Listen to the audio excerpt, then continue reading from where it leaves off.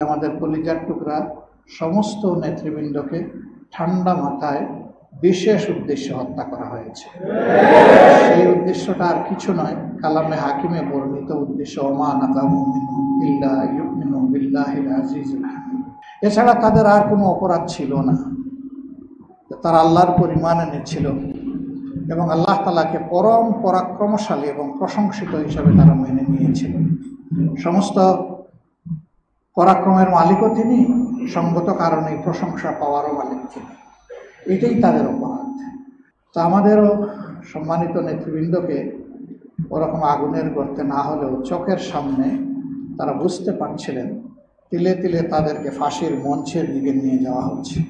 আল্লাহ তাআলা এতটাই তাদেরকে তাওয়াক্কুলের শক্তি দান করেছিলেন, সবর এখতিয়ার করার তৌফিক দান করেছিলেন যে তারা কেউ এক সেকেন্ডের জন্য মোটেও বিচলিত হননি। যারা দুনিয়া থেকে আগে চলে গেছেন আমরা বিশ্বাস করি আল্লাহ তাআলার ভালোবাসার জান্নাতে তারা আছে, কিন্তু ফাঁসির এই দণ্ড মাথার উপরে নিয়ে তিলে তিলে অপেক্ষা করা, বেঁচে থাকা, এটি আল্লাহ তাআলা যদি মনকে শক্ত না রাখেন, ইমানের মজবুতি যদি দান না করে, বান্দা যদি একেবারে সব কিছু আল্লাহর উপর ছেড়ে না দেয়, তাহলে কোনো মানুষের পক্ষে এটা হজম করা সম্ভব নয়।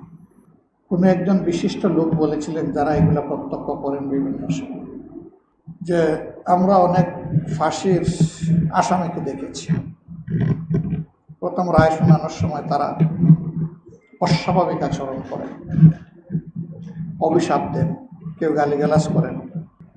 বাস্তবায়নের সময় তারা অনেকেই জ্ঞানও হারিয়ে ফেলেন। এই জন্য আগের থেকে তাদেরকে মেডিকেল চেক আপের মধ্যে সার্বক্ষণিক রাখতেন। কিন্তু ব্যতিক্রম শুধু জামাত ইসলামের নেতৃবৃন্দ। তাদেরকে প্রথম রায় শোনানো থেকে শুরু করে রায় কার্যকর হওয়া পর্যন্ত 1 মিনিটের জন্য তাদের চেহারায় কোনো পরিবর্তন আমরা দেখি। আল্লাহু আকবার। পরিবর্তন হবে না এই কারণেই যে তারা তো আল্লাহর মায়ার বান্দা হিসাবে ওই আওয়াজ শুনে শুনে দুনিয়া থেকে যেতে চান। ইয়া আইয়াতুহান নাফসুল মুতমাইন্নাহ ইরজিই ইলা রাব্বিকি রাদিয়াতাম মারদিয়া ফাদখুলি ফি ইবাদি ওয়াদখুলিল জান্নাহ।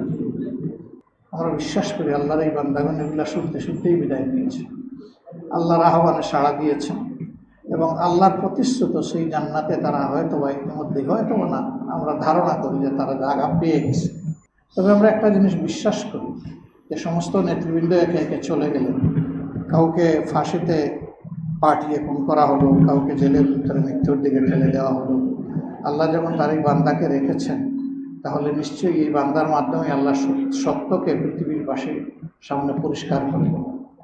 আল্লাহ তাআলার লাখো শুকরিয়া যে আল্লাহ সেই কাজটাই করেছেন। আলহামদুলিল্লাহ।